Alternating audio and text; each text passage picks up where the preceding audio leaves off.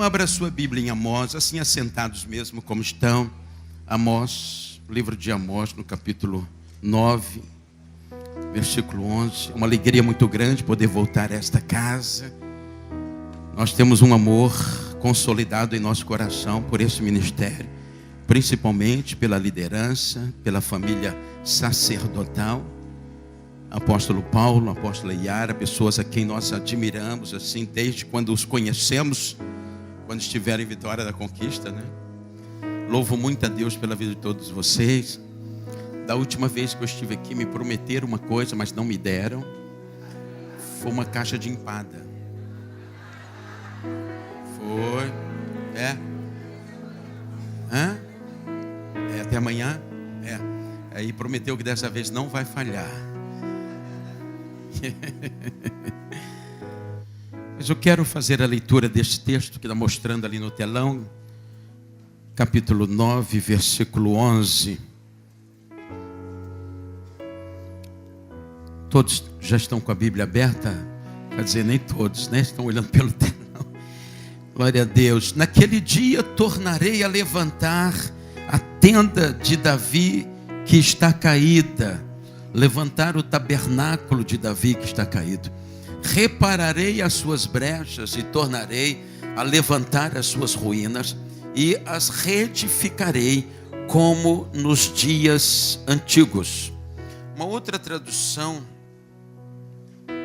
vai dizer para que volte a ser como nos dias da antiguidade. É uma promessa. Deus bradou na terra e utilizou a voz profética e trouxe esse registro daquilo que o Senhor faria. No capítulo 15 de Atos dos Apóstolos, capítulo 15, a gente vê a mesma referência sendo citada por um dos apóstolos.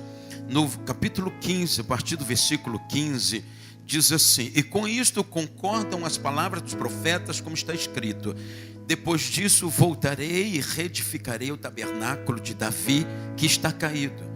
Levantá-lo-ei das suas ruínas e tornarei a edificá-lo, para que o restante dos homens, versículo 17, busque ao Senhor, sim, todos os gentios sobre os quais o meu nome é invocado, diz o Senhor que faz todas estas coisas. Mas lá no versículo, capítulo 9, versículo 11 de Amós, a gente também vê no versículo seguinte, essa mesma citação, versículo seguinte: para que eles possuam o restante de Edom e todas as nações que são chamadas pelo meu nome, diz o Senhor que faz estas coisas. Você vê que a profecia não ficou só na primeira parte, onde houve uma promessa de que no final haveria a restauração do tabernáculo caído de Davi. Não.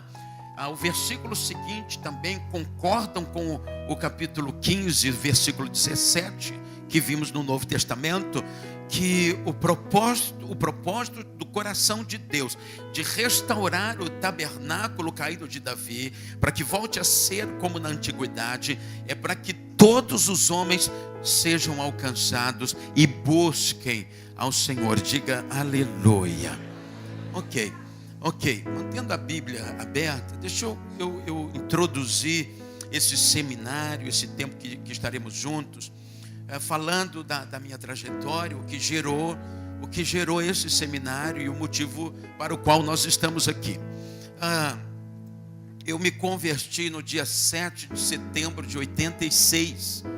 Em 82, eu com 19 anos, em 1982, com 19 anos, eu morava em Belo Horizonte, trabalhava no Bradesco e tive a oportunidade de, através da construtora Mendes Júnior, ir trabalhar no Iraque. Fiquei quase 2 anos lá no Iraque, o ano de 82, 83, e retornei para o Brasil no final de 83. Quando fui em 85, me abriu novamente a oportunidade de ir morar no exterior, e aí eu fui para os Estados Unidos em março de 1985. Eu não conhecia o Senhor até então, mas em setembro de 86, depois de 1 ano que eu estava frequentando uma igreja evangélica em Nova York, uma igreja de brasileiros e portugueses, ali aconteceu a minha conversão, dia 7 de setembro de 86, depois de eu começar a frequentar essa igreja batista, uma igreja tradicional. Depois de um ano ali, o Senhor me alcançou. A operação de Deus naquele dia, naquela noite, sendo mais específico, foi muito forte, muito impactante, muito transformadora. Alguns talvez se lembram quando eu dei o meu testemunho aqui da outra vez. O Senhor ali naquela noite quebrou muitas cadeias na minha vida. Eu venho de uma família muito complicada, debaixo de uma herança, de um peso de maldição muito forte. Meu pai se tornou alcoólatra, meu pai entrou pelo caminho do adultério e estas heranças foram despejadas sobre nós. E a minha irmã, caçula das 4 mulheres, nós somos 6, 2 homens e 4 mulheres, 2 homens e 4 mulheres, e a caçula, a Heloísa, a caçula das 4 mulheres, com 11 anos, ela já foi tomada por uma regência maligna, com 11 anos, ainda uma criancinha, né? Como essas que estavam aqui na frente, né? Com 11 anos, ela foi arrastada para dentro das drogas, dentro do tráfico, dentro da violência, dentro da revolta, dentro da rebeldia, da desobediência, e isso trouxe um prejuízo muito grande para a minha família. E eu, sendo o caçula de todos, né, eu vi tudo isso ao vivo e a cores, né, ou melhor, em preto e branco, porque essas coisas nem cor nenhuma tem, né? Eu sofri muito, eu não entendia, entrei num nível de conflito muito grande, aquilo trouxe muitos traumas para a minha vida. Mas quando eu fui para os Estados Unidos com 23 anos, mesmo sabendo o prejuízo que as drogas trazem para uma família, para a vida de uma pessoa, minha irmã entrou para o caminho da prostituição também, e teve 2 filhos, cada um de uma pessoa diferente, e acabou não ficando com nenhuma dessas pessoas. Foi uma vida trágica, desastrosa completamente, né? Muita briga, muita confusão, muita violência, e eu vi tudo isso, eu presenciei tudo isso, mas ainda assim a força da maldição, das heranças malditas é tão violento que não tem quem consiga deter esse negócio a não ser o Senhor Jesus. Se isso vier sobre a vida de uma pessoa, passa por cima da personalidade, do caráter, do que ela pensa, passa por cima dos valores que ela tem e arrebenta com ela com tudo. Não tem quem segure isso a não ser uma experiência verdadeira e genuína com o Senhor Jesus, não é? Então, mesmo sabendo de tudo isso, eu estava sendo arrastada pelas drogas. Eu trabalhava numa loja em Manhattan e algumas pessoas que trabalhavam ali, inclusive o gerente, usavam drogas. Fumava maconha, cheirava cocaína, e eu sempre evitando, obviamente, né? Até que um dia eu entrei também e comecei a cheirar cocaína, fumar maconha, beber, prostituir, aquilo tudo que era uma herança. E a minha vida foi também entrando por um caminho perigoso, um caminho de destruição, da mesma forma que a minha irmã. Foi quando o Senhor Jesus me alcançou naquela noite do dia 7 de setembro de 86, e a salvação que veio para a minha vida veio de uma forma explosiva. Todas estas cadeias dos vícios, das drogas, da bebida, da prostituição, do ódio que eu tinha no meu coração, até por minha mãe, isso foi quebrado assim, praticamente instantaneamente naquela noite que eu entreguei minha vida para Jesus. Eu não tinha ideia que em Jesus eu seria tão livre, tão liberto, tão abençoado, né? Porque uma pessoa livre de tudo isso é uma pessoa abençoada, sim ou não? E foi lindo, maravilhoso. Eu me empolguei tanto e entrei de cabeça naquilo que nós chamamos obra de Deus. O resultado da operação de Jesus foi tão transformador, tão libertador, me trouxe tanto alívio, tanta alegria, tanta paz no meu coração, que eu queria contar isso para todo mundo. E eu comecei a dividir esta experiência com as pessoas. O resultado disso foi que eu ganhei muitas almas para Jesus, levei muitas pessoas a conhecer o Senhor e fui me envolvendo cada vez mais com a obra de Deus. Quando foi em 89, um ano antes de eu retornar para o Brasil, eu estava em uma conferência em Boston, Massachusetts, com Josué Irion, e ele pregando sobre trazer no corpo as marcas de Cristo. E aquela pregação foi muito forte, foi muito transformadora, e ali eu senti o chamado de Deus definitivamente para mim ser um obreiro, o chamado para fazer a obra do Senhor. Quando foi no final do ano de 1990, eu retornei, fui para Jocum, fiquei um ano. 92 fui para o Seminário Teológico em Belo Horizonte, 2, 3 e 4. 95 eu me mudei para Vitória da Conquista, a convite do que até então era o pastor presidente desse ministério. E ali começou a minha trajetória ministerial dentro daquela igreja. No ano de 99, no mesmo ano que eu assumi a presidência daquela igreja, nós conhecemos a Visão Celular e foi amor à primeira vista. Entramos e começamos a trabalhar com as células, com o discipulado, entramos nos lares e aquilo foi algo maravilhoso. Com isso o Senhor nos trouxe o crescimento, né? Fomos ampliando, estamos no interior da Bahia, cidade de Vitória da Conquista, e ali Deus foi nos dando uma conquista ministerial. Fomos ampliando em todos os aspectos aquela obra, aquela igreja, e a gente trabalhando, ganhando muitas famílias para Jesus, vendo muita gente indo para os encontros e voltando restaurada, porque de fato o encontro é tremendo, o encontro é tremendo. E a gente viu muita libertação, muita cura e tudo isso muito lindo, muito maravilhoso. Porém, contudo, todavia, nós não tínhamos essa experiência. Podemos abrir o coração? Ok.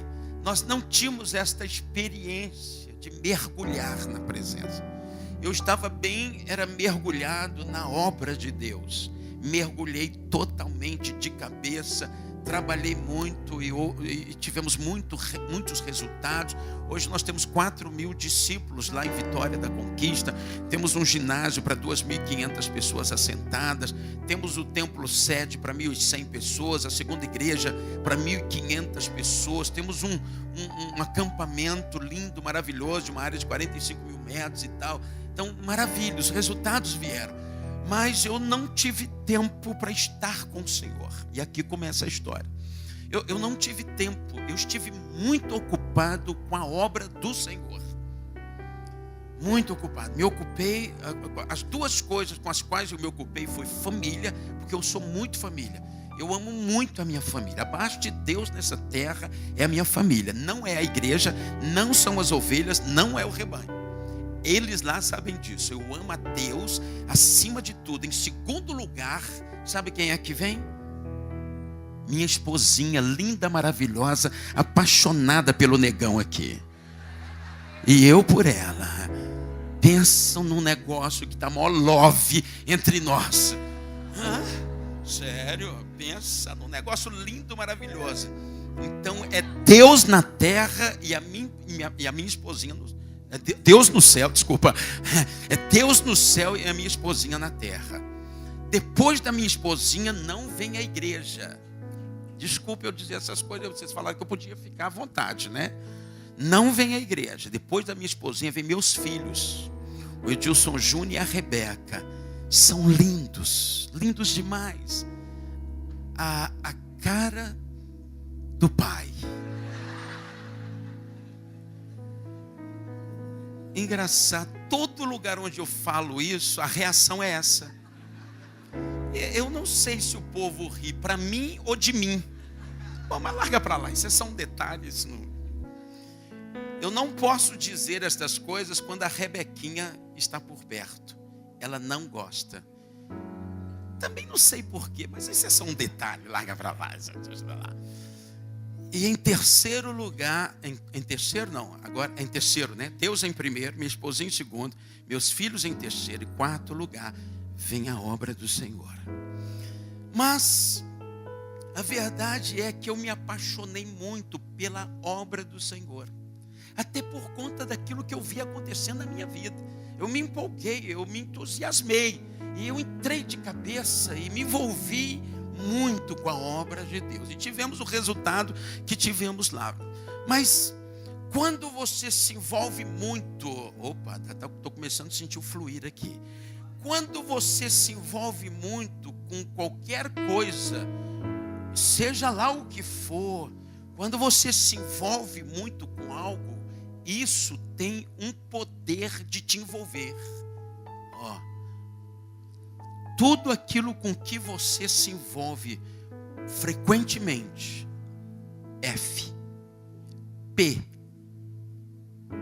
profundamente, P novamente, e permanece assim, aquilo vai te dominar, aquilo vai te envolver, aquilo vai exercer uma influência poderosa na tua vida. Tudo, vou repetir, essa lição está no livro. Tudo aquilo com que você se envolve frequentemente, profundamente, e permanece fazendo isso, aquilo vai exercer um domínio, um fascínio, uma influência, aquilo vai mexer com você, aquilo vai te envolver, aquilo vai te embriagar. Esse princípio serve para tudo. Serve para tudo. E eu me envolvi assim, nessas proporções com a obra de Deus, e não sobrou muito tempo para Deus. Porque o pouco de tempo que eu tinha, eu já tinha me desgastado todo com família e com a obra de Deus. São as duas coisas com as quais eu me envolvi profundamente. Eu sou muito família, então sou centrado na família, eu sou ligado na família. Eu estou o tempo todo pensando na minha família. E também com a obra de Deus. E assim eu vivi todo esse tempo. O resultado disso é que faltou o mais importante. Diga comigo assim, o mais importante. Mais uma vez, o mais importante. Me custou muito caro até eu entender que o mais importante não é um envolvimento com a família e nem com a obra. O mais importante é o envolvimento com Deus. Para isso nascemos, para isso Ele nos criou, para isso Ele nos alcançou, para isso Ele enviou Jesus. Deu para ver como tudo muda, e eu mudei a ordem das coisas. Muito família, muito obra, e com Ele muito pouco, muito esporadicamente. E não com profundidade, não com frequência. E o resultado disso é o seguinte: você tem muito daquilo com que você se alimenta frequentemente. Você tem muito daquilo com que você se envolve muito. Mas também o contrário é verdadeiro. Você não vai ter muito daquilo com que você pouco se envolve, pouco se alimenta. Então, o resultado foi eu caminhar com esse fervor, esse ardor por família, por obra de Deus, e por conta disso eu gastei tudo que tinha com a família, com a obra de Deus, em termos de tempo, em termos de esforço, em termos de foco, em termos de atenção, em termos de mergulho, em termos de envolvimento. E quando eu ia me envolver com Deus, a sobra do que tinha, que eu já estava um bagaço, já estava cansado, e eu não me envolvia tanto com Ele, eu não me envolvia com profundidade com Ele, nem com frequência com Ele. O resultado disso é que eu tive pouco dele na minha vida. E isso é o maior problema na vida de qualquer pessoa nesse planeta. Quanto menos de Deus alguém tiver, mais fraco ele será, mais débil, mais exposto, mais carente, mais complicado, e vai por aí afora. Porém, quanto mais de Deus alguém tiver, mais vitorioso ele será, mais ajustado, mais suprido, mais assistido, mais abençoado, mais fortalecido, mais curado. Oh, irmãos, oh, irmãos, oh, irmãos. E aí eu vinha como estava durante todos estes anos, mas quando foi no ano de 2007, mais ou menos, eu senti o peso dos envolvimentos com tudo isso, com muito amor, com muito carinho, com muita dedicação, com muita seriedade, com muito apego. Ainda que, por mais legítimo que seja, família e obra de Deus, irmãos, não tem coisa mais preciosa nessa vida do que essas duas coisas. É óbvio que você poderia incluir aí também a vida profissional. É uma experiência fascinante também, glória a Deus e aleluia. É maravilhoso, tudo é legítimo, tudo é de Deus. O problema está na ordem das coisas e na profundidade com a qual a gente se envolve com estas coisas. Quem está entendendo, diga aleluia.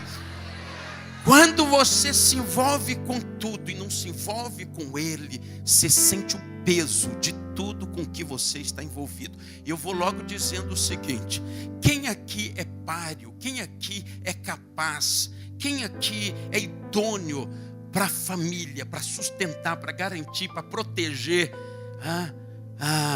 para cuidar na medida que a família precisa? Ninguém aqui é idôneo para esse negócio chamado família. Eu estou com meus 52 anos de idade. Dia 11 de março eu completei 20 anos de casado, mas trabalho com família há 30 anos.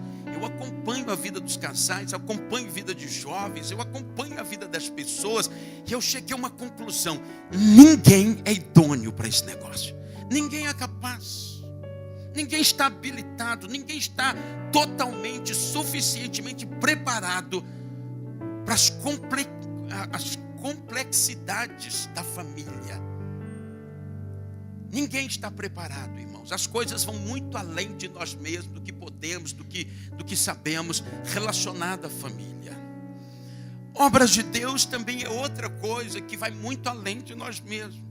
Porque o que é a obra de Deus? Não é servir pessoas, não é ajudar pessoas, não é buscar os interesses do reino de Deus na vida das pessoas, não é conduzi-las a uma experiência de salvação com Jesus e a um processo de crescimento e amadurecimento. Não é assistir, não é socorrer, não é ajudar, não é suprir, não é estar presente, não é interceder, mas conseguir resultados na vida das pessoas, na medida do que gostaríamos, é uma coisa que vai muito além de nós mesmos.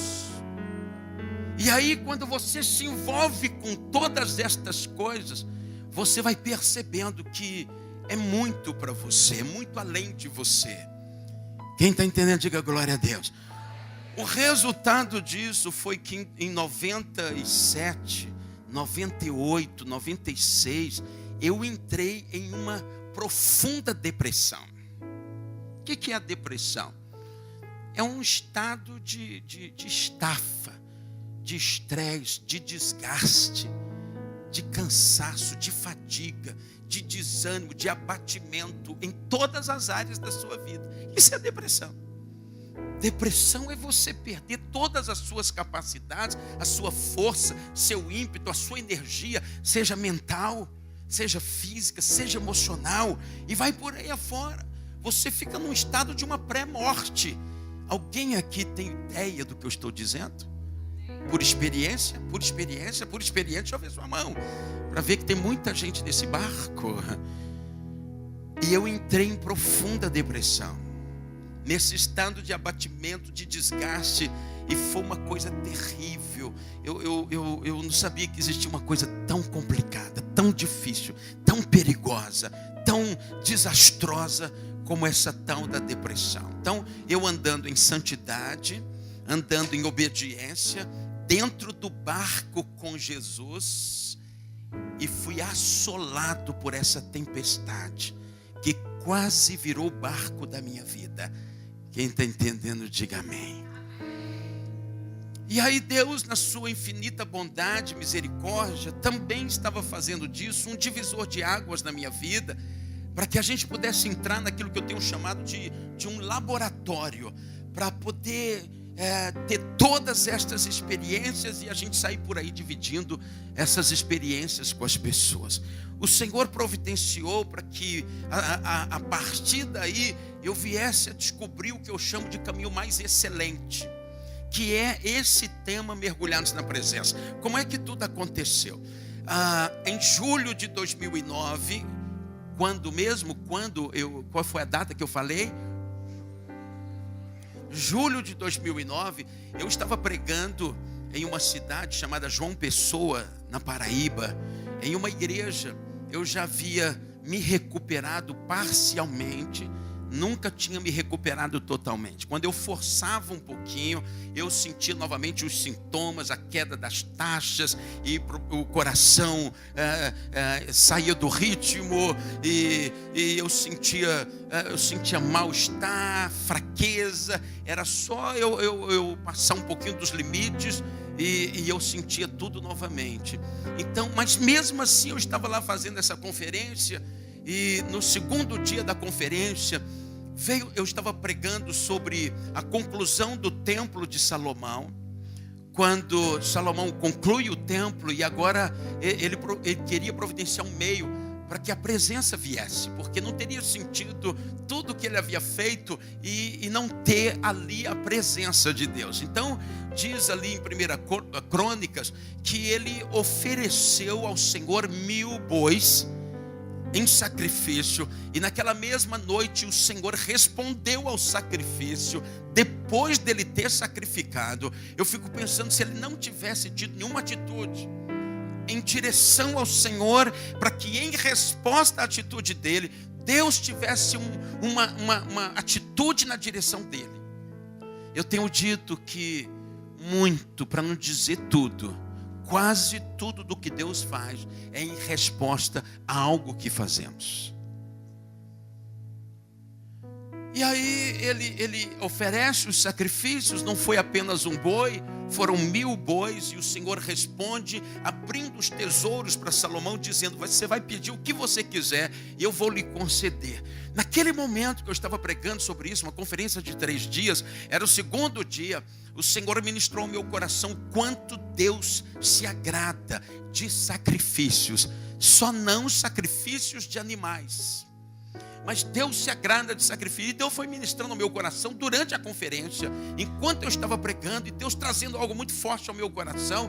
E eu não sabia que Deus estava me abrindo uma porta que iria mudar a minha vida para sempre. Diga aleluia. E eu ministrei ao coração daquele povo que Deus se agradava de sacrifício. Mas que tipo de sacrifício? Tudo aquilo que fazemos para Deus que nos custa alguma coisa. Por exemplo, você decide fazer um propósito de um jejum prolongado. Um propósito, vou fazer 7 dias de jejum, vou tirar isso, vou tirar aquilo, vou comer só verdura, um exemplo, só salada, vou tirar tudo, carne, arroz, feijão, a pimenta, na Bahia, a farinha, é o pior de tudo. Meu Deus, interessante isso, né? E aí, você decide por algo como isso é um sacrifício, e isso é agradável a Deus. Você decide por algo, por exemplo, renunciar a uma prática pecaminosa, como aquele jovem que está aprisionado no que ele vê na internet, né? Está vendo sempre, está mergulhado, está envolvido, está sendo envolvido. Aí o Senhor vem advertindo ele, dizendo, falando para ele. Daqui a pouco ele decide renunciar àquela prática pecaminosa.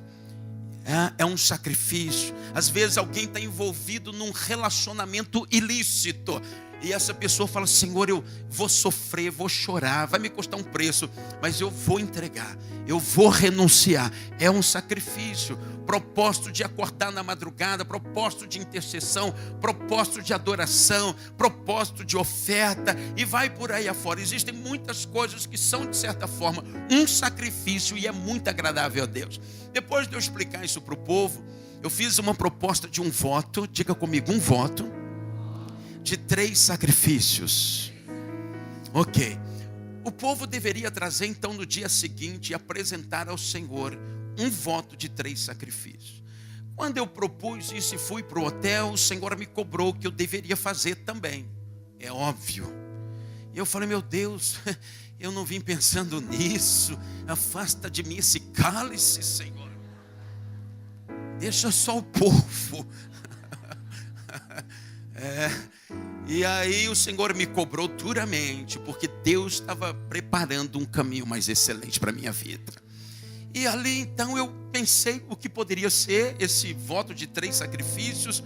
E um deles foi uma oferta. Eu propus dar uma oferta naquele ministério, fiz ali mesmo. O segundo seria resolver uma questão com uma pessoa na minha cidade. E o terceiro seria fazer aquilo que eu sentia, sempre senti. Sempre fui tocado por Deus, porém nunca tinha atendido. De ter tempo para Deus, tempo regular, tempo de qualidade, que eu ia separar um tempo para estar com o Senhor. E fiz um voto de oferecer esse sacrifício, de que toda quinta-feira eu ia deixar a família, eu ia deixar a obra, eu ia deixar a programação, ia deixar os afazeres, ia deixar a agenda, ia deixar tudo e estaria me separando no acampamento da igreja, em jejum até às 6 horas da tarde, para estar adorando a Deus, para estar me achegando, para estar me envolvendo, para estar conhecendo, para estar tocando no coração, para estar me envolvendo com Ele, coisa que até então eu não tinha feito. Já era pastor, já era apóstolo, consagração de apóstolo, mas eu me envolvi muito com duas coisas. Quais foram mesmo? Família e a obra. E agora eu tomei uma decisão com força, de um compromisso, de uma aliança, um voto de que eu me envolveria com o Senhor semanalmente. Quinta-feira eu não faria mais nada. Eu me isolaria, iria para esse lugar de descanso, lugar secreto, para estar com o Senhor, um lugar isolado, sem ninguém, sem programação, sem ocupação, sem atividade, sem distração, e que estaria diante dele. Amados, quando foi no mês de agosto de 2009, eu comecei a pagar o voto. Diga, voto. Comecei a pagar o voto e lá vai eu, me libertar de um hábito, de viver com a adrenalina lá em cima, de estar envolvido em atividade. Esse negócio faz muito bem para as pessoas, É um hábito, estão acostumadas a estar em atividade, em ocupação o dia inteiro. Quando a pessoa não está fazendo alguma coisa, ela sente uma sensação de culpa, de que está sendo um preguiçoso, um desocupado, um não faz nada. E eu estava agora me sentindo desse jeito. Eu lá com tanta coisa para fazer, com tanta gente para ser assistida, inclusive a minha família. Eu sempre fui muito responsável com a família e com a obra, e agora eu estou lá no acampamento, sem ninguém, sem ocupação, sem atividade, sem nenhuma responsabilidade, com o propósito de estar diante de Deus. Falei, meu Deus. E aí chego lá, 8 horas da manhã, vai dando 9, vai dando 10, eu já tinha cantado o que tinha que cantar, falado o que tinha que falar, adorado o que tinha que adorar, eu já não tinha mais nada o que fazer ali. Pelo amor de Jesus Cristo, onde eu fui me meter, irmãos? Quase que eu disse assim, sangue de Jesus tem poder. Quase que eu falei, isso não é de Deus. E estou eu lá, descobrindo que a coisa mais difícil na vida de um crente, a mais difícil, inclusive de líderes, é parar tudo para Deus. Porque as coisas que nós fazemos são todas maravilhosas, legítimas, de um valor imensurável. Nós não estamos desocupados. Eu falei de estar ocupado com família, com obra de Deus. Não é pouca coisa, não. E agora você está sem qualquer uma dessas coisas, parado, com tanta necessidade, com uma demanda tremenda. E agora eu estou ali, eu falei, meu Deus, isso não vai dar certo. E com fome. Para piorar o negócio, irmãos, com fome. Você está rindo, né? Você está rindo, mas sua vez vai chegar.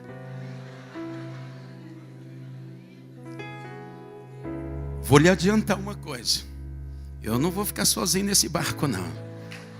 Eu vim aqui para chamar você para dentro desse barco. Você vai entrar nesse barco também. Você vai se preparando aí, tá? E aí, amados, eu pensei assim, poxa, eu fazendo isso para Deus, Deus vai me visitar naquele acampamento. Vai ter visitação de anjos, relâmpagos, nuvem de fogo, vai ter barulho, vai ter trovão, vai ter relâmpago. Irmãos, nenhum arrepio, nada, o dia inteirinho ali, nada. Eu falei, esse negócio não é de Deus não, irmãos. Eu vou desistir desse negócio. Segunda quinta-feira, eu falei, meu Deus, o que eu fui fazer? Lá vai eu, Eu pensei, não, mas essa segunda-feira, essa quinta-feira vai ser diferente. Foi nada, irmão, foi a mesma coisa. Terceira semana, eu já fui arrastado, eu fui forçado. Eu fui porque fiz um voto. Se eu não tivesse feito, eu não teria ido. Na terceira semana, na terceira quinta-feira, por volta das 4 horas da tarde, eu falei assim, Senhor, hoje tem culto, hoje à noite. Eu saio daqui, passo em casa, como alguma coisa e vou para esse culto. Me dê uma mensagem para este culto. Em 5 minutos, eu estava com uma mensagem pronta, que dizia assim, os desafios e os obstáculos que você tem que vencer para estar na presença. E os benefícios da presença. E foi vindo um monte de coisa do meu coração. E eu anotei e pensei, poxa, o culto de hoje à noite vai ser um reteté. Vai ter tudo lá naquele culto. Vai ter anjo. Porque olha que mensagem, que negócio. E foi dada por Deus. E não foi nada disso. Preguei, foi tudo normal e tal. Mas aí veio um detalhe. Uma pessoa de muita credibilidade na igreja, que tem visões de Deus, tem visão aberta, tem revelação, tem profecia. Essa é de confiança. Ela me procura depois do culto, ou melhor, telefona para mim e diz assim, apóstolo, na terça-feira Deus me abriu uma visão e me mostrou algumas coisas, e na quarta-feira eu encontrei com uma pessoa e mandei um recado para você. E eu vejo que você recebeu o recado porque foi em cima disso que você pregou. Eu falei, uau. Eu falei, um recado sobre o que eu preguei. Eu falei, não, ninguém me falou nada sobre isso. Ela falou, claro que falou, porque tudo que eu vi e que Deus mandou lhe dizer, que eu disse para fulano, foi o que você pregou. Eu falei, minha filha, vá logo dizendo o que Deus lhe mostrou, porque tem um mistério de Deus, eu estou precisando de uma palavra, de uma resposta, de uma direção. E ela falou assim, não, é simples, Deus me mostrou toda a igreja batista Nova Sião, um quadro drástico, trágico. O povo, quando Deus me mostrou, estava, eu posso descer? O povo, Deus me mostrou a condição espiritual do povo. O povo estava doente, débil, fraco, desistido, desanimado, e muitos pensando em voltar atrás. Eu quase caí de costa. Meu Deus, é tudo que um pastor não quer ouvir, irmãos. Eu falei, o que mais que Deus me mostrou? Olha, apóstolo, me mostrou inclusive o rosto de uma pessoa. Eu lhe dou o nome dela e ela me deu o nome. Essa pessoa estava com uma corrente amarrada e no final dessa corrente tinha uma bola grande de ferro, como um presidiário, né? E essa pessoa andava assim, mas todo mundo enfraquecido, doente. Eu falei, meu Deus, o que mais que Deus lhe mostrou? E olha, apóstolo, Deus mandou lhe dizer que o povo está como está por falta da presença. Que eles não buscam a presença. Alguns poucos que buscam a presença, busca por conta do que a presença pode dar para eles. Busca para receber alguma coisa. Busca porque estão em aflição, estão precisando de um milagre. Mas não buscam a presença pela presença. Mas que quando eles começarem a buscar a presença, o Senhor vai restaurar a vida deles, vai trazer cura, vai trazer ânimo, vai trazer força, vai trazer saúde, vai trazer provisão. O Senhor vai tocar a vida de todos eles. Eu falei, meu Deus, e percebi, irmãos, que aquilo foi uma montagem de Deus, foi uma encenação. Deus preparou um cenário para poder me consolidar naquele lugar, para fazer com que eu entendesse que eu tinha encontrado um caminho mais excelente e que eu não podia voltar atrás. Mas como se não bastasse, Deus me conhecendo, eu tenho que ser sincero, Deus entendeu que precisava me consolidar ainda mais, com mais coisas sobrenatural. E aí eu estou falando desse 3 semanas. Em que mês de 2009? Agosto. Quando eu vou em setembro, chega o período da festa dos tabernáculos em Israel. E faltava uma semana para a festa. Todo ano eu vou, levo um grupo, levo pessoas. Eu tenho prazer em ver pessoas subindo a Jerusalém. Já passou a ser até um ministério. E lá vai eu. Naquele ano eu não tinha me programado em subir a Jerusalém. Faltava uma semana. E aí eu recebo um comunicado fazendo uma convocação para ir a Jerusalém. E eu falei, eu não vou, não quero, não posso, não tenho condição. Falei, eu não vou. Isso era final de setembro de 2009. E aí eu falei, já sei, eu vou pedir uma palavra ao Senhor Jesus. E pense, irmãos, eu por muitas vezes na minha caminhada cristã, que já vai para 30 anos, eu tentei que o Senhor falasse comigo, abrindo a Bíblia assim. Quem já usou esse método?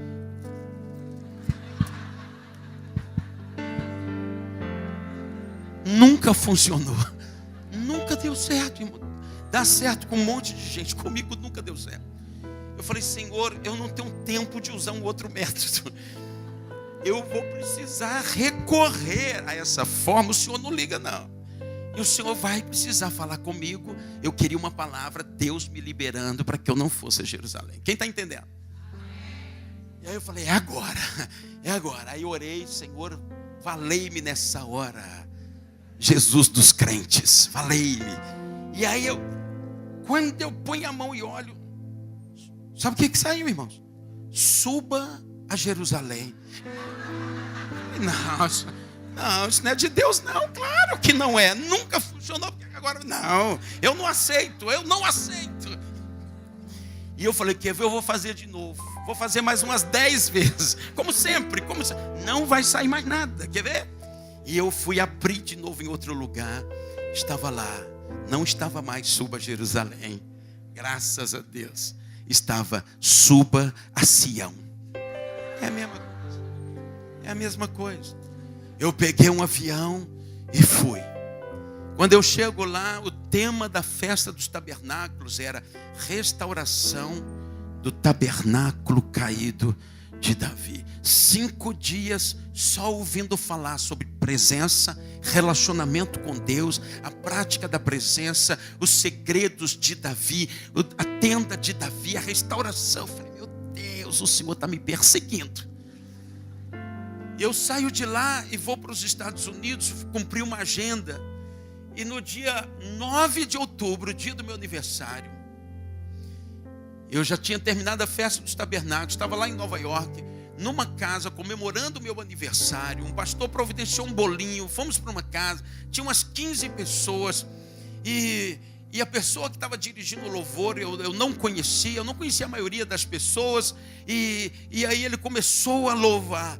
Metade do primeiro cântico, meu coração despedaçou por completo, em um estado de quebrantamento, irmãos, que eu nunca recebi na minha vida uma visitação, em um período tão curto, no momento de louvor, de adoração. Meu coração se despedaçou, e eu entrei em estado de quebrantamento. Eu falei, meu Deus, eu estou com vontade de chorar, mas ninguém vai entender. Eu, como um bom mineiro, né? Eu falei, eu vou. Aí me virei para a parede, assim, de uma forma bem sutil, não, disfarçada, e me virei para a parede e comecei a chorar. Na metade do segundo cântico, o Senhor falou ao meu coração, vou falar contigo nessa festinha aqui. Eu falei, Senhor, eu não acredito. Eu vinha de um deserto, irmãos. Eu vinha de uma secura, de uma aridez na minha vida, que os irmãos não têm ideia. Eu não havia ainda me curado da depressão, eu estava fraco, eu estava inseguro, eu estava triste. Pensa um negócio ruim. E aí eu falei, eu não acredito que o Senhor vai fazer uma coisa dessa comigo. E de repente, a esposa de quem estava dirigindo o louvor, que estava numa sala à parte cuidando das crianças, essa mulher é tomada pelo Espírito Santo, começa a rajar em língua, né? Dá umas rajadas em língua. E eu percebi, porque foi uma coisa bem além do normal. E essa mulher começou a falar em línguas e eu percebi que vinha na minha direção. Eu falei, eu não acredito. E essa pessoa foi se aproximando e eu já estava em prantos ali, chorando. E Deus dizia: se prepara, eu vou falar contigo. E aquela mulher, quando eu vi que ela veio aqui, bem pertinho de mim, quando eu me virei, ela levantou a mão e disse: assim diz o Senhor, eu tenho levado você à minha presença.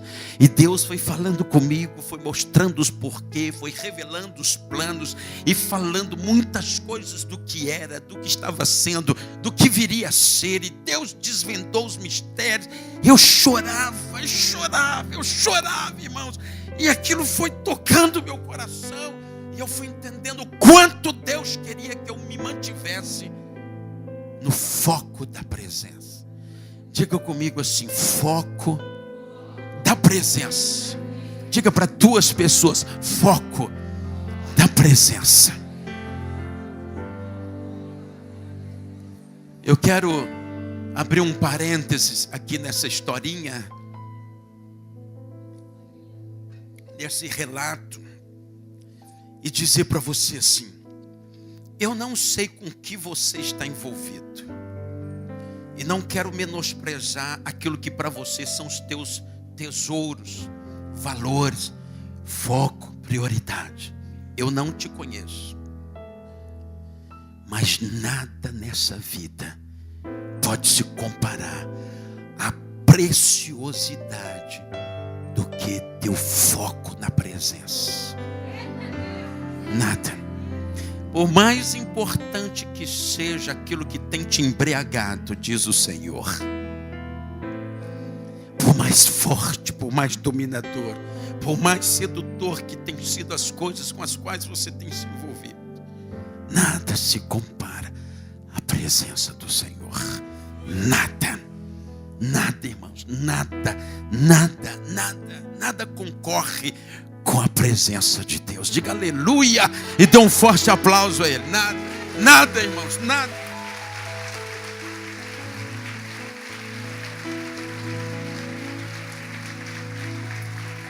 Como se não bastasse, como se não tivesse sido suficiente, Deus decidiu não arriscar. E aí eu estou lá no acampamento, agora já no mês de novembro, com o apóstolo Rubem Cavalcante. Estávamos lá, eu convidei ele para passar o dia comigo, e ele leva um DVD de um evento que aconteceu em São Paulo com o apóstolo Rony Chaves. Era o 3º dia de uma conferência, e o apóstolo Rony Chaves tinha sido muito tocado, muito abençoado por todo mundo, foi honrado de muitas maneiras. Ele orou a Deus dizendo: Senhor, nesse último dia de conferência, eu quero derramar sobre eles o que eu tenho de melhor. O melhor aprendizado, a essência do melhor que eu já aprendi, que eu recebi. Eu quero dividir com eles. E agora eu estou ali assistindo esse DVD, cuja introdução da fala de Rony Chaves era isso, o melhor. Eu falei: meu Deus, deve ter uma coisa maravilhosa. 34 anos de ministério nas nações. O camarada é um homem de Deus, experiente, sério. Tem derramado no mundo inteiro, na vida de muita gente. Eu corri, peguei um papel, falei: dá um pause, eu vou anotar esse negócio, que vai sair coisa boa para mim aqui. Eu não tinha ideia, irmão, que Deus tocaria novamente na questão da prática da presença. E ele começa a compartilhar uma experiência, que ele estava num culto de domingo à noite, e veio um mal súbito, veio algo que desestruturou a sua vida física, emocional. Ali naquele momento tiveram que correr com ele para o hospital, porque ele estava passando muito mal. Ele teve uma sensação de morte, foi para o hospital e foi medicado, internou. 3 dias ele estava naquela condição. No 3º dia, já na casa dele, foi quando ele, assentado ali no seu quarto, ainda passando muito mal, ele puxou uma cadeira e falou assim: Senhor, por favor, venha, se assente aqui que eu preciso falar. Ele achou que estava despedindo.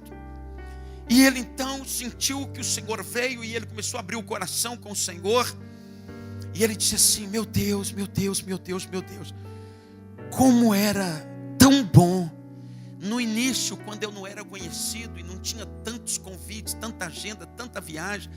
E lá naquele início eu fazia proposta para estar com o Senhor. Naquele início, eu passava 3 dias em jejum no mato.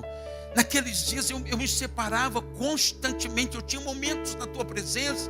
E agora eu descubro que o melhor de tudo nesses 30 e tantos anos era o momento que eu estava com o Senhor. Não é esse clamor de estar por aqui, por ali. Ele falou assim: o senhor quer saber uma verdade? Eu estou cansado de estar dentro de avião. Eu estou cansado em dormir cada semana numa cama diferente, restaurante diferente, cara de pastor diferente, conferência. Eu estou cansado de tudo isso. Se o Senhor ainda tem alguma coisa para mim, eu quero lhe fazer um pedido.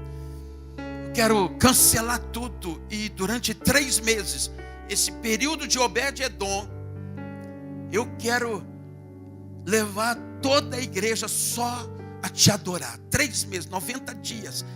Eu quero abrir a igreja todos os dias para exaltar teu nome, para te glorificar. Não vai ter doutrina, não vai ter evangelismo, não vai ter nada, só adoração. Se o Senhor me der uma oportunidade, eu quero me voltar totalmente para o Senhor, mais do que para qualquer outra coisa ou pessoa nesse planeta. E ele sentiu o sim de Deus, e ele fez isso. E ele está lá compartilhando o melhor do melhor com os apóstolos em São Paulo. E ele fala assim: amados, naqueles 90 dias eu nunca vi as famílias serem tão tocadas por Deus, assistidas por Deus, transformadas por Deus. Quanta gente ali foi liberta de tanta coisa dentro dos lares. Ali o Senhor abriu portas, ali Deus fez tanta coisa. E ele falava assim: irmãos, o melhor do melhor é o tempo que você está na presença de Deus. E eu ali, irmãos, mês de novembro, dentro daquele acampamento, eu chorava, eu falava: Deus, ninguém me ensinou isso antes, Senhor. Tantos anos envolvido com coisas lindas e maravilhosas, mas muito mais com elas do que com o Senhor. E agora o Senhor me mostra de uma forma tão enfática, de que esse caminho é melhor do que qualquer outro. E eu falei: Senhor, eu não quero sair desse caminho nunca mais. As coisas foram acontecendo, e uma das coisas extraordinárias que Deus fez, irmãos, foi curar o meu interior. Eu já passei por encontros, os encontros são tremendos de fato, leva a gente a níveis de cura interior, de libertação, de quebra de cadeias, mas eu vou lhe dar um recado da parte do Senhor. O melhor, o mais extraordinário que possa acontecer na vida de uma pessoa, Deus reservou nele. Quando você entra para águas mais profundas do relacionamento com Ele, é lá que você encontra os tesouros escondidos e as riquezas encobertas. Deus não deixou estas coisas lindas, extraordinárias, que traz a vida abundante sobre a vida de uma pessoa. Sabe o que é a vida abundante, irmãos? Não é uma conta cheia de dinheiro. Eu acho que das partes mais gloriosas do que Deus tem para fazer na vida de uma pessoa é a parte do dinheiro, a parte das finanças. Tem tanta coisa, irmão, mais gloriosa, mais urgente, mais necessária, mais profunda que isso. Por exemplo, quanta gente está debaixo de tristeza, de desânimo, de insegurança, tem sido assolado pelo medo. Tem pessoas entrando debaixo de um pânico, pessoas têm sido visitadas, isso aqui já é revelação, o pavor noturno, irmão.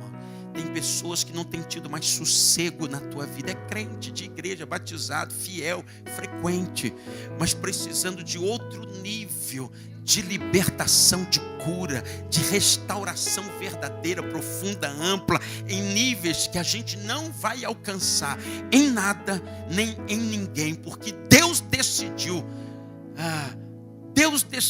fazer dele a única fonte gloriosa que nos toca poderosamente para um nível de cura, de restauração, de fortalecimento, de ativação, de ajuste, de cura em todas as áreas. Deus não permitiu que se encontrasse outra fonte que pudesse concorrer com ele. Nós não encontraremos. O Senhor disse assim: 2 grandes maldades o meu povo cometeu. Jeremias capítulo 2. Uma, deixaram a mim o manancial de águas e cavaram para si cisternas rotas que não retêm águas. Você sabe que são estas cisternas rotas? Tudo aquilo em que nós colocamos o nosso coração como prioridade, como valor acima do que deveria e como dependência.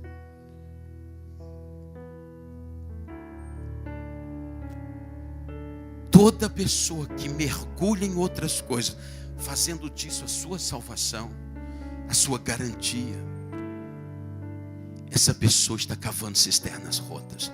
Por exemplo, uma coisa até perigosa de se dizer.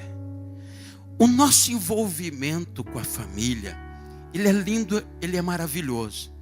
Mas por mais que você seja cuidadoso, focado, zeloso por sua família, você ainda não consegue garantir coisa nenhuma na vida do teu esposo, na vida da tua esposa, na vida dos teus filhos.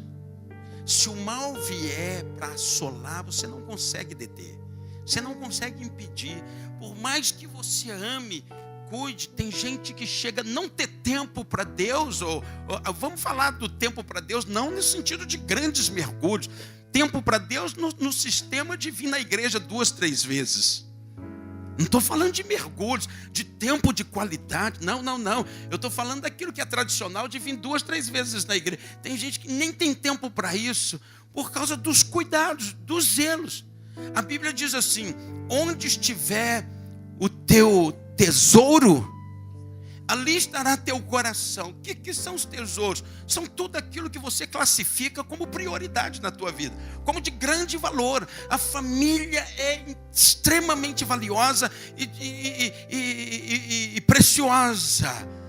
Portanto, não é o teu zelo, tua atenção que vai garantir. Você, quando mergulha na presença, o Senhor traz por acréscimo, inclusive o cuidado com a tua família. Diga aleluia! Inclusive o cuidado com a tua família.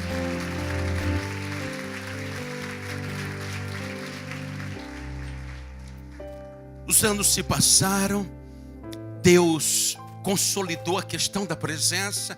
Talvez você tenha uma pergunta: você começou pelas contas agosto de 2009. Uau, 5 anos e meio. Você ainda separa as quintas-feiras? O voto que eu fiz foi de toda quinta-feira até Jesus voltar.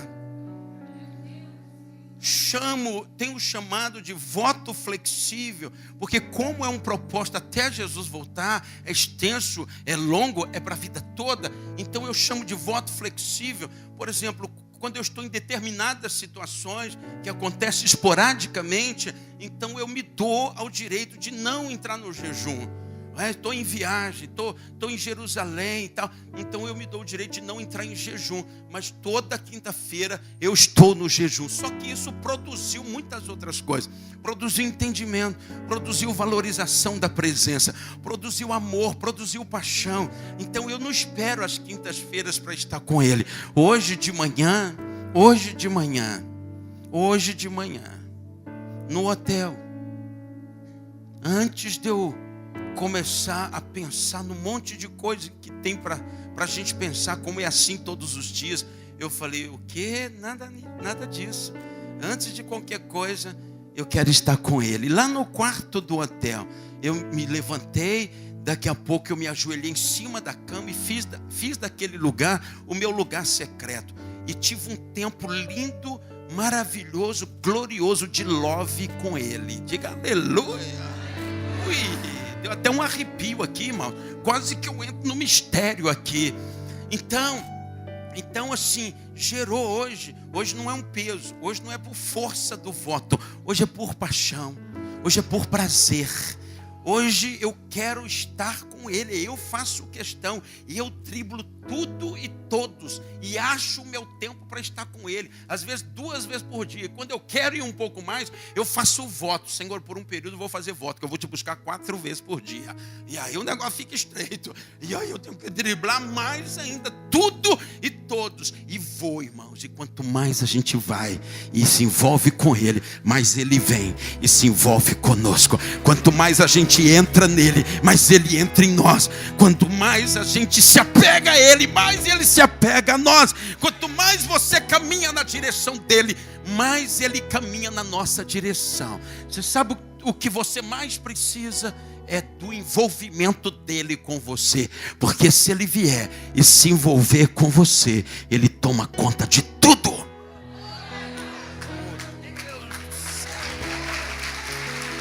Ele toma conta de tudo. Restauração do tabernáculo caído de Davi. Então, hoje eu construí na minha casa e coloquei assim um adesivo: tenda do encontro. Eu peguei uma área que estava ociosa, uma varanda que nem coberta direito era, ninguém nem ia ali naquele lugar. E aí eu fiz dali uma parte daquela varanda, um lugar que é mais ou menos isso aqui, olha, aqui ó, só para você ter uma ideia. É mais ou menos isso aqui. E aí eu coloquei porcelanato, coloquei um blindex aqui, lá na janela, cortinas, coloquei alguns utensílios de Israel e coloquei 2 sofás, almofada, tapete.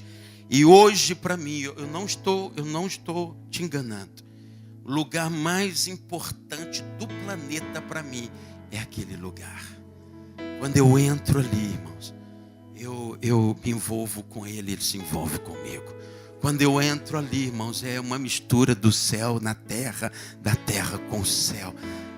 É uma coisa gloriosa. Ali eu sou curado todo dia quando eu preciso, sou fortalecido, sou renovado, sou encorajado. Ali eu sou redirecionado, sou tocado pelo Senhor, sou ativado na medida que eu preciso. Ali eu sou levado a arrependimento, a quebrantamento, a confissão, a níveis de santidade. Ali Deus tem feito algo extraordinário na minha vida que eu não experimentei. Eu não tinha experimentado nesses 30 anos, ou melhor, 25 anos de obra, de família, de dedicação, de conversão libertadora. Lembra? A minha conversão foi libertadora. Eu não tinha experimentado o melhor do melhor da vida espiritual.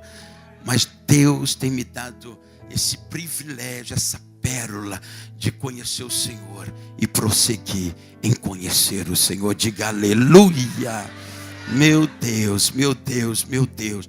Vieram as transformações, vieram a cura. O Senhor me curou totalmente da depressão. O Senhor me deu. Hoje eu às vezes até cedo passo dos limites e eu sinto quanto fui consolidado. O Senhor me consolidou em áreas da minha vida de fragilidade, como insegurança que já estava se instalando, e fraquezas e debilidades da minha vida. Deus tem me transformado, o Senhor tem me consolidado, tem me ajustado. Eu nunca tive tão ajustadinho como eu tenho estado. Glória a Deus e aleluia. E aí Deus trouxe outras coisas, com as quais eu não gosto muito de adoçar a boca das pessoas. O Senhor tocou minha vida financeira particular. O Senhor nos acrescentou muitas coisas, nos trouxe honra, nos trouxe projeção, nos trouxe 2 livros e projetos e aquelas coisas, né, que muita gente sonha com elas. Todas essas coisas Deus foi acrescentando, mas entre todas elas o Senhor é melhor. É melhor do que todas elas. Nada se compara ao prazer de estar com o Senhor. Então agora eu faço de qualquer lugar o meu lugar secreto. Quando eu estou em casa eu tenho um lugar secreto. E eu não perco a oportunidade de estar na presença do Senhor. Por exemplo, muitos pastores muitas vezes são administradores de culto. O que eu quero dizer com isso? É muito fácil um pastor passar a vida inteira administrando culto e pouco cultuar. Nós vamos entrar um pouquinho nesse assunto amanhã. E aí eu administrava culto, né? Você vir e ficar preocupado com um monte de coisa. Está ainda envolvido com um monte de coisa, porque você não consegue se envolver com o Senhor sem se desligar de todas estas coisas. Você não consegue mergulhar em Deus se você não conseguir se voltar totalmente para Ele, de corpo, alma, mente, emoção, pensamento. Então a gente corre o risco de passar a vida inteira vindo para um culto sem mergulhar, sem ter aquilo que eu chamo de encontros de glória com o Senhor. Quem está entendendo, diga aleluia. A restauração do tabernáculo, o Senhor disse lá em Amós e confirmou em Atos capítulo 15. O que eu entendo, queridos? O que eu entendo? Que de fato Deus, o Deus que disse que restauraria o tabernáculo caído de Davi, para que fosse como na antiguidade, para que através disso sejam alcançados todos os homens. Em resumo, eu posso lhe dizer o seguinte, que o tabernáculo de Davi é uma chamada de Deus para nós nos voltarmos prioritariamente para o Senhor, nossos olhos se voltarem para Ele, nosso foco se voltar para Ele, nosso coração se voltar para Ele. Escute, preste bastante atenção. Nós vivemos um tempo onde nós somos seduzidos por muitas coisas conseguem atrair a nossa atenção e nós nos envolvemos, nós colocamos os olhos em muitas coisas. Tem muita coisa acontecendo numa velocidade muito grande, coisas de grande impacto, de grande importância, coisas ao nosso redor, coisas perto da gente, coisas distantes, como agora caiu um avião cheio de franceses, né? Essas notícias e os acontecimentos e os fatos e as coisas da nossa casa, da nossa família, estas coisas têm nos embriagado. A Bíblia fala assim: não vos embriagueis com vinho. O vinho pode ser tudo isso que está tendo um efeito dominador, sedutor, envolvedor com a nossa vida. Nós estamos nos envolvendo com muita coisa. O tabernáculo de Davi é uma chamada em caráter de urgência para nós nos voltarmos totalmente para o Senhor, mais do que para qualquer outras coisas. Nós sairmos desse nível de distração. Estas coisas nos distanciaram de Deus, nos distraíram, nos encheram, nos inundaram, e agora nós estamos muito vazios do Senhor. E é quando nós nos voltarmos para Ele e priorizarmos isso e buscarmos ao Senhor nas práticas que eu chamo de práticas diárias da presença. Então estas coisas vão ser ajustadas na nossa vida, vão tomar o seu devido lugar. Família é importante, mas ela vai para o lugar dela. A obra de Deus é extremamente importante, mas vai para o lugar. Os negócios são importantes, mas eles vão para o seu devido lugar. E tudo aquilo com que nós nos envolvemos vai continuar tendo a sua importância, mas não vai estar em primeiro lugar na nossa vida. Nós não vamos estar embriagados de todas estas coisas, irmãos, porque nós não temos uma ideia, uma noção de como nós nos enchemos demais de tanta coisa e vamos ter que nos esvaziar dela para ter lugar para Deus na nossa vida. Nosso coração vai se encher do Senhor. Nós vamos estar impregnados das águas do trono de Deus, da presença do Espírito, do mover, do agir, da manifestação. Oh Deus Altíssimo, nós seremos governados pela soberania de Deus, irmãos. Nós vamos viver dentro da nuvem da glória, mas nós vamos estar no núcleo da nuvem da glória. Nós vamos ser cheios do Espírito Santo. Digam comigo: cheios. Nós vamos estar inundados da presença de Deus, mas nós precisamos nos encher do Espírito Santo, da presença. Precisamos nos voltar, precisamos olhar para Ele, precisamos buscar o Senhor, precisamos nos achegar a Ele, para que Ele possa tocar a nossa vida e nos encher da própria vida dEle. Diga aleluia. Deus está restaurando o tabernáculo. Olhe para cá, queridos, em nome de Jesus. Há um mover de Deus, há um sopro do Senhor. Isso que nós estamos falando aqui não aconteceu só com a gente lá no nosso ministério. Vocês aqui já estão num nível de ativação muito alto. Vocês estão bem avançados para o nível de adoração que vocês têm. falta talvez um detalhe, um ajuste, uma luz, uma pequena ativação para vocês irem para um nível de envolvimento com Deus maior do que o que vocês já têm. Talvez o que vocês têm vivido de experiências com o Senhor tem se concentrado a nível de culto. O padrão de vocês, eu estou andando o Brasil e muitos outros lugares, eu tenho visto. Não só o que acontece num ministério e em outro, em muitos ministérios. O padrão de vocês, o nível de vocês é muito alto. É muito mais alto do que o de muitos ministérios. Mas eu lhes digo uma coisa. Falta um pequeno ajuste para vocês irem para águas mais profundas. Quero liberar essa palavra. Tem mais de Deus para a tua vida. Tem mais dele, tem mais. Tem águas mais profundas, tem níveis mais profundos. Há um nível mais próximo dele. Eu vejo que vocês fluem na adoração, mas a vida cristã de envolvimento com Deus não pode se resumir em momentos profundos 2, 3 vezes na semana. Não é suficiente. Para nós termos mais de Deus e irmos para níveis mais profundos, nós vamos ter que entrar no nível de prática diária como a igreja primitiva fazia. Sabe como a igreja primitiva fazia? Atos capítulo 3 é um momento, não precisa abrir, é um momento, preste atenção, em que Pedro e João sobem ao templo para orar e vão pela porta chamada Formosa. A Bíblia dá uma dica no início do capítulo de que eles subiram a uma certa hora para orar. Que hora era aquela? Quem é que se lembra? Hora nona. Eles estavam subindo às 3 horas da tarde, mas era de praxe, era o costume deles naquela época, por causa de uma revelação que eles tinham, de subir 2, 3 vezes durante o dia. Aquilo era às 3 horas da tarde. Dificilmente João e Pedro não teria já subido ao templo às 6 da manhã. Era um dos momentos que a igreja mais enchia, por causa da revelação que eles tinham de que não poderiam entrar para o desafio de um dia sem estarem alinhados com o trono de Deus, sem estarem conectados com o Senhor, sem estarem mergulhados em Deus, sem terem se enchido do Senhor. Eles entendiam que isso era a coisa mais extraordinária, mais necessária, era inegociável estar com o Senhor, estar diante do Senhor, se envolver com o Senhor, para que o Senhor viesse e se envolvesse com eles no seu dia a dia, na sua vida pessoal, na sua vida profissional, na sua vida familiar. Eles entendiam que quanto mais, melhor. Quem está entendendo, diga aleluia.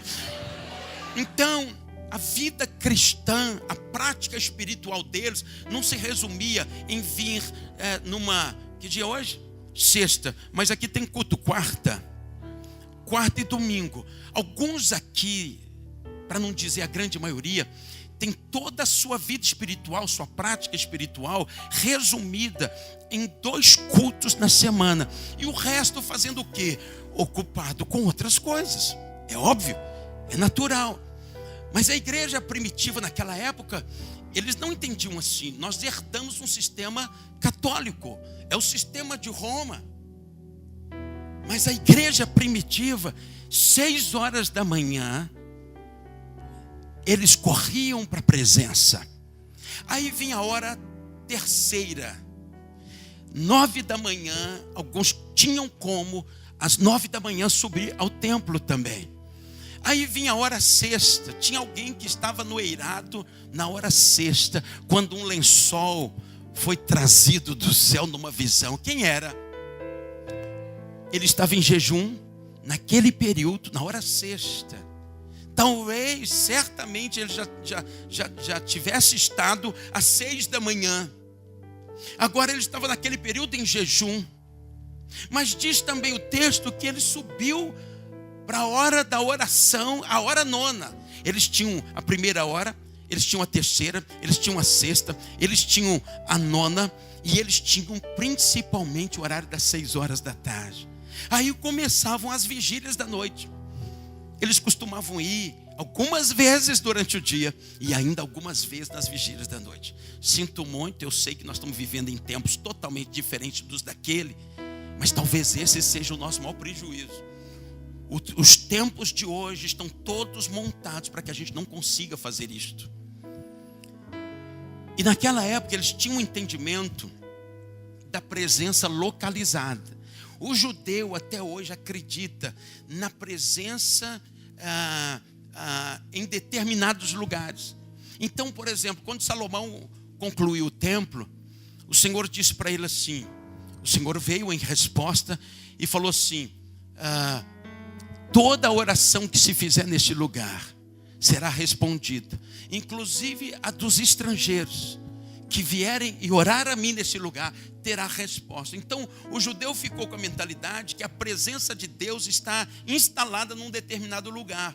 Eles até hoje saem dos Estados Unidos, da Rússia, da Espanha, da Suíça, e vão para Jerusalém, onde tem uma referência do lugar mais próximo do lugar onde Deus habitava, que era o templo. O muro lá de Jerusalém, o muro das lamentações, ou o West Wall, como os judeus chamam, West Wall, eles acreditam, por isso que eles vão para o muro e ficam ali no muro, porque é o lugar mais próximo de referência, onde Deus estava.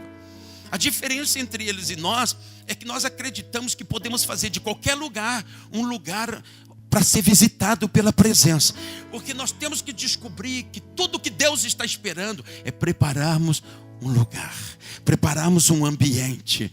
Esse ambiente, ele passa pelo físico, mas ele é muito mais um ambiente espiritual, no campo espiritual. Então, por exemplo, o que o Senhor está fazendo?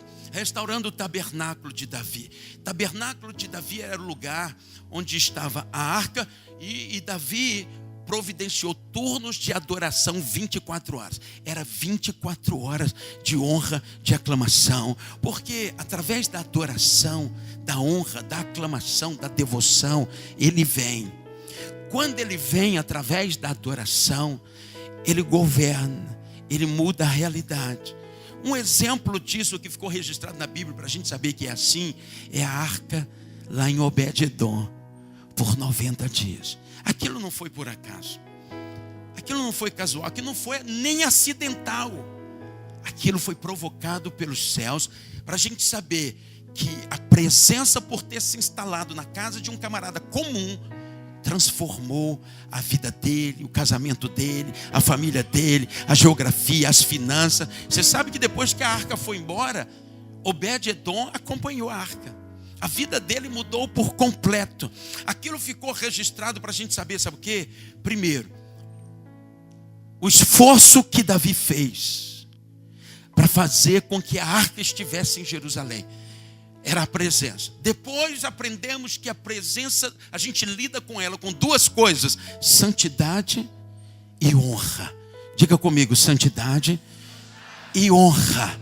Quando há santidade e há devoção, a louvor, a honra, a referência honrosa a Ele, é inevitável. Ele vem, porque estas são as senhas, são os códigos de acesso ao lugar santíssimo, a sala do trono. A gente traz a sala do trono para junto de nós. A gente traz o governo, a gente traz a manifestação, a gente traz o agir, quando a gente entra através da santidade em envolvimento honroso com Ele. Quem está entendendo, diga aleluia. E a restauração do tabernáculo de Davi é uma chamada, não tanto para o coletivo, mas para o individual. É aqui que tudo muda, irmãos. Você sabe para que serve toda essa estrutura que é montada? Ela serve e tem que servir para isso, para levar cada pessoa que entra ali no momento de culto a um encontro de glória com Todo-Poderoso. Se isso não acontecer, ai de nós, ai daquele que não estiver tendo encontros de glória. Porque, amados, olhe para cá, não existe nada mais glorioso, nada mais impactante, mais transformador, nada mais supridor, nada mais libertador do que o momento que você para tudo, se desliga de tudo e se joga como Maria, Marta e Maria. Maria, Maria parou tudo, se desligou de tudo, se desvinculou de tudo, se despreocupou de tudo e mergulhou com tudo. Ela se voltou. Ali certamente Jesus tinha um aparelhinho para medir em que nível que ela se entregou, que ela se rendeu, que ela se envolveu, que ela mergulhou. Ela mergulhou com tudo, de mente, de corpo, de alma, de espírito, de emoção, de foco, de valorização, de priorização. Se não for assim, você não mergulha. Esses 2 cultos que alguém vem para a igreja, se ele não alcançar níveis de mergulho satisfatório nas águas de Deus, ele está no deserto espiritual, talvez muito mais longe de Deus que ele possa imaginar, exposto, correndo perigos, sem nenhum nível de operação miraculosa na vida dele. A pessoa que pratica a religião, mas não mergulha, ele só é um religioso no sentido mais terrível dessa palavra. Lá atrás, no Velho Testamento, quando eles se ajuntavam para o culto, era o pior momento para o coração de Deus. Houve um tempo que Deus falou assim: olha, eu chego a sentir náuseas quando vocês param para me cultuar. Por quê? Ele dizia assim: esse povo me honra com os lábios, mas eles não entram com tudo. Eles não mergulham, eles não focam. Eles estão cantando, mas o pensamento está longe, está vagando. Eles estão embriagados com outras coisas. Eles não se voltam totalmente para mim, para que eu me volte totalmente para eles. Eles não me buscam com anseio, com desejo, com paixão, com ardor, com fervor, com o coração. Eles cantam com os lábios, mas o coração está longe. Irmãos, cantar com os lábios, prestar culto superficial, eu tenho entendido, Deus me perdoe se eu estiver exagerando, chega a ser uma afronta a Deus. Sabe por que Jesus morreu? Para rasgar o véu e lhe credenciar pelo sangue a você poder entrar naquele lugar cujo acesso foi tirado lá no Éden. Sabe qual foi a grande jogada de Satanás? Vou levar esse casal a pecar, porque automaticamente o pecado quebra a comunhão, distancia, separa. Se eles não mergulharem, eles morrem, eles se enfraquecem, eles ficam expostos. Então eu vou levá-los ao pecado e eles não mergulham. Aí o homem caiu. Com a queda, foi separado, foi colocado o véu. Ninguém entra mais no lugar santíssimo, no lugar santo, no lugar do encontro, no lugar da intimidade, no lugar do envolvimento profundo. Desde quando isso aconteceu no Éden, tudo que Deus vem fazendo é preparando um caminho para que a gente possa voltar a esse envolvimento, a esse mergulho, a essa intimidade com Ele. Quem está entendendo, queridos?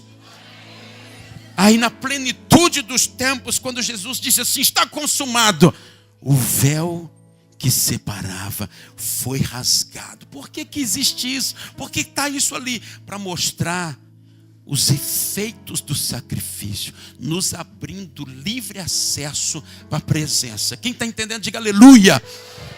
Se nós, salvos em Jesus, não praticamos a presença, não caminhamos, não nos dirigimos, porque Jesus, a Bíblia diz que Ele é uma porta, a Bíblia diz que Ele é um caminho. A Bíblia deve ter colocado isso só por colocar. Não, irmão, é para a gente entender que por Ele a gente entra e por Ele a gente vai. Entre confiantemente pelo novo e vivo caminho, aberto pelo sangue.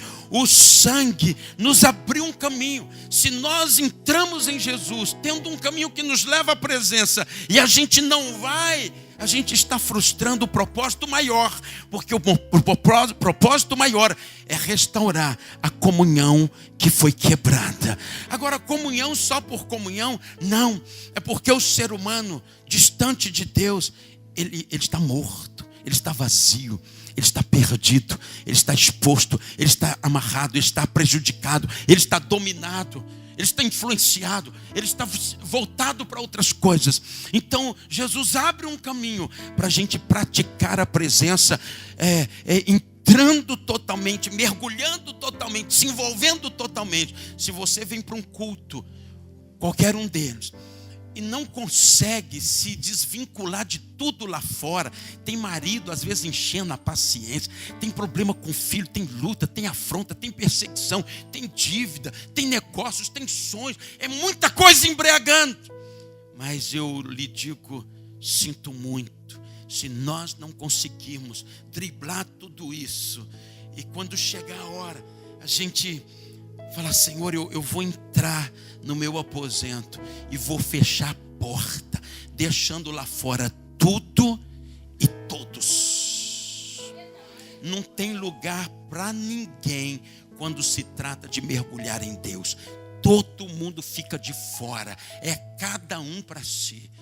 Por que Jesus mandou entrar e ainda fechar a porta?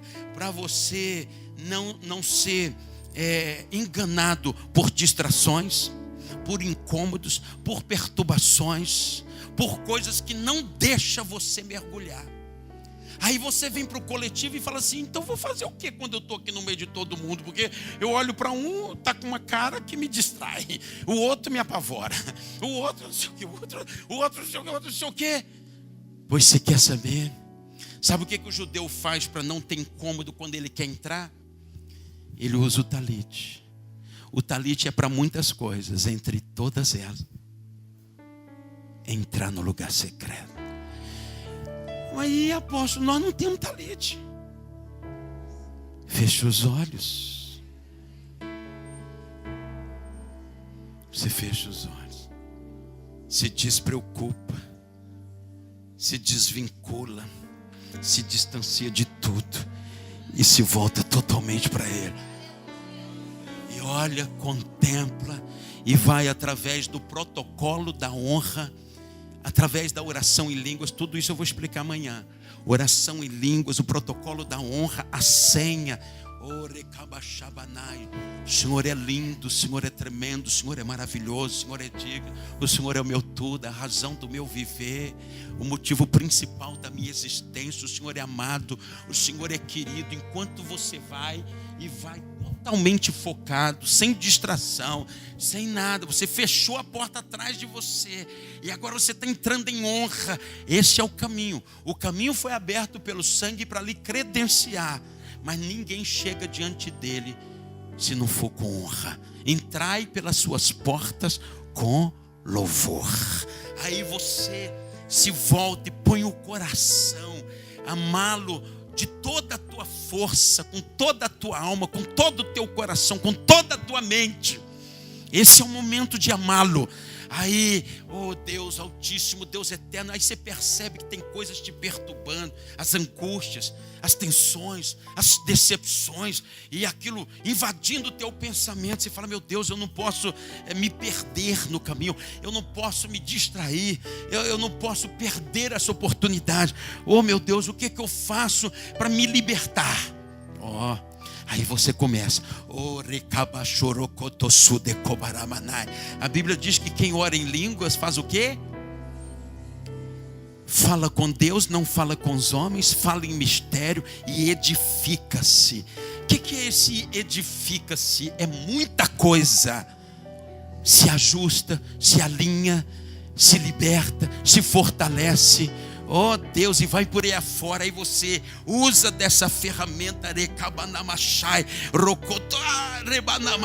e vai entrando. Tu és o Altíssimo, o Eterno, Todo-Poderoso, o Deus glorioso. A ti seja honra, a ti seja glória, a ti seja louvor, a ti seja adoração, a ti seja ações de graça. Só o Senhor é Deus. E você vai entrando. Deus, meu Deus, meu Deus.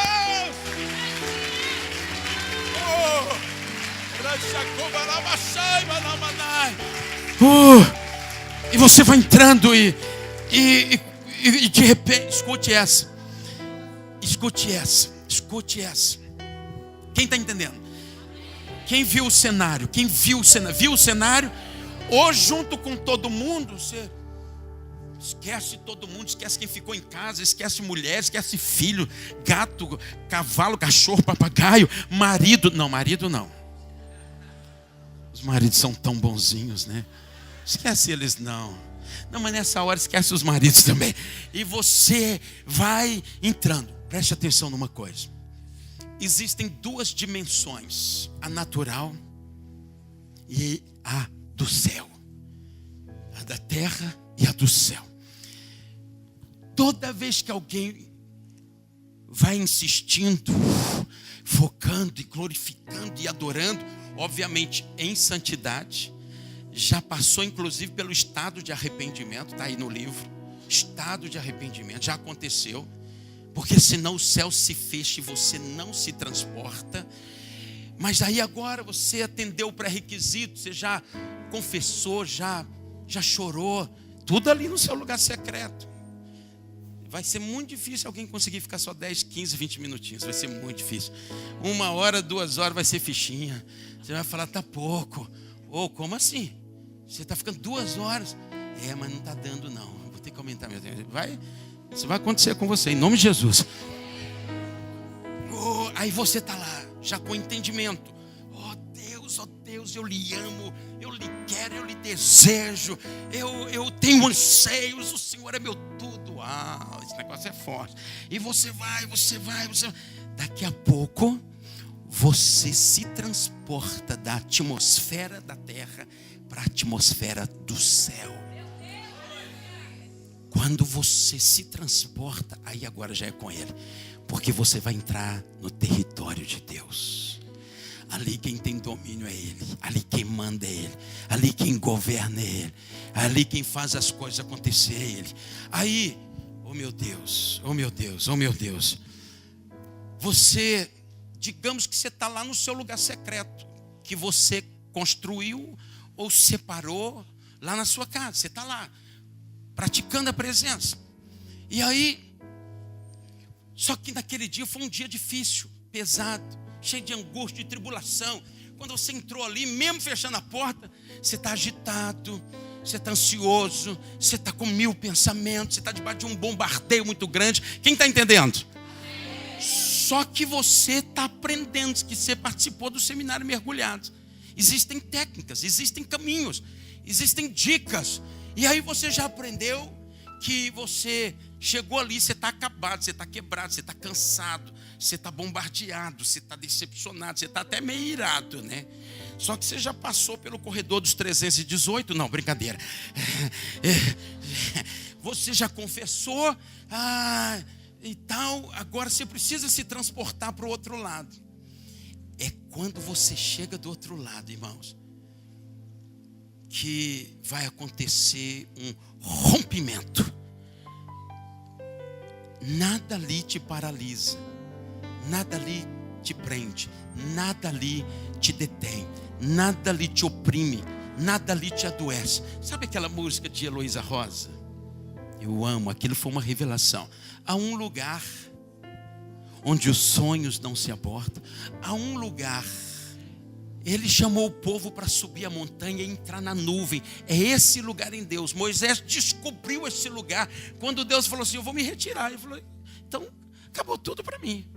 Se o Senhor vai se retirar, se eu não tenho mais esse lugar no Senhor, nada mais me interessa. E era o que Moisés estava querendo dizer para Deus. Então eu quero lhe dizer, existe um lugar em Deus que a gente acessa, através do louvor, do entendimento, da adoração. A gente vai entrando, daqui a pouco você se transporta. Ali Ele mesmo vem e te ativa para Ele mesmo. Ali o seu vocabulário aumenta, seu fervor, seu ânimo. Se você não consegue ficar 5 minutos com a mão assim, lá você fica 1 hora, você nem sente. Lá você não tem mais o cansaço que te limita, que te impede. Lá Ele te ativa. As experiências que eu tenho tido lá, irmão, são todas nesse sentido. Eu já cheguei lá de não ter ânimo, força para dizer uma palavra. E o Senhor fala assim, mas você sabe o que acontece lá? 1 minuto lá pode mudar a sua eternidade. Você já sabe que um instante ali vale mais do que a vida inteira em qualquer outro lugar.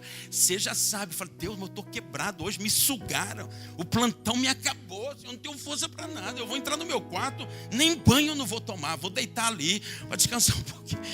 Nesse dia eu estava mal. E aí o Senhor falou, você que sabe. Mas você sabe que se você passar ali naquela sala, um instante, se eu te visitar, até nisso eu toco. Eu falei, é verdade. Aí eu subi, quase que arrastando. Na hora que eu me ajoelhei, eu falei assim, sinto muito, meu Deus, eu vou apagar, vai ser aqui mesmo.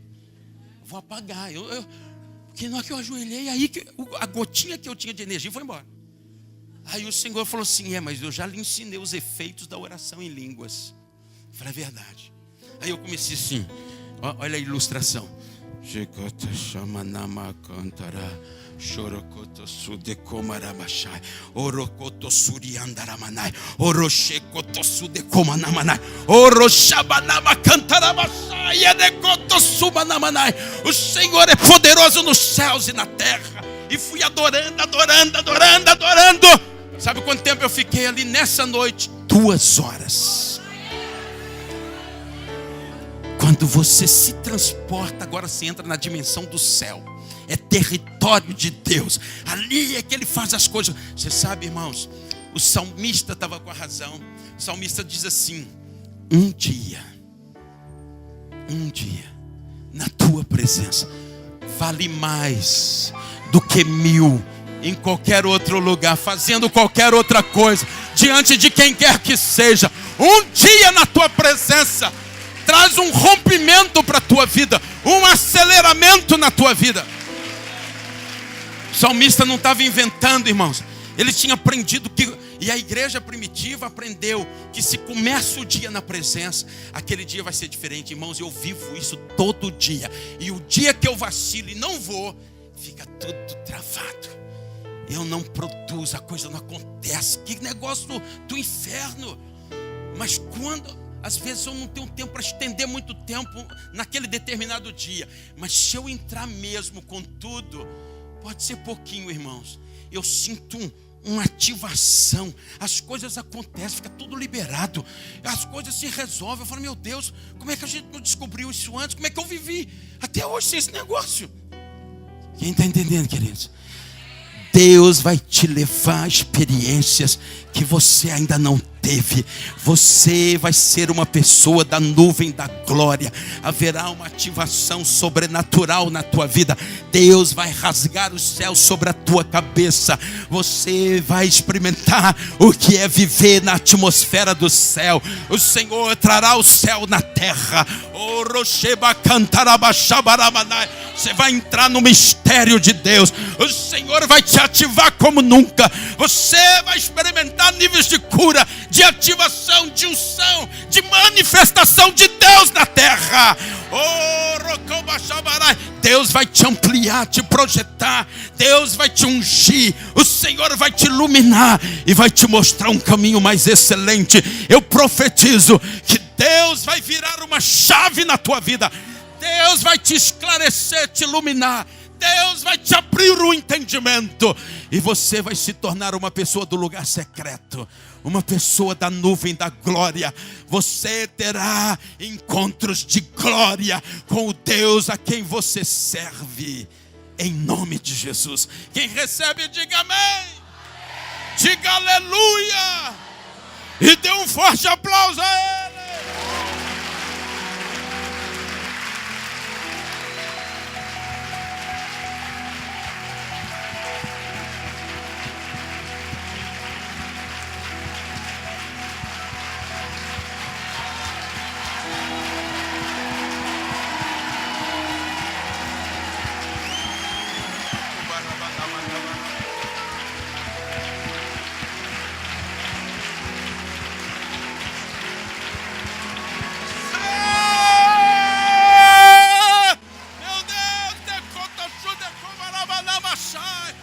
Meu Deus,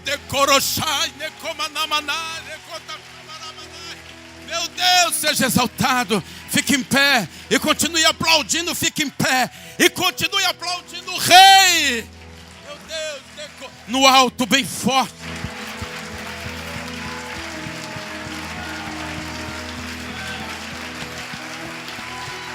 Equipe de louvor, equipe de louvor. Oh, Roshabanama cantare de Kotarabanamai. A ti a honra, a ti a glória, a ti o louvor, a ti a adoração, a ti ações de graça.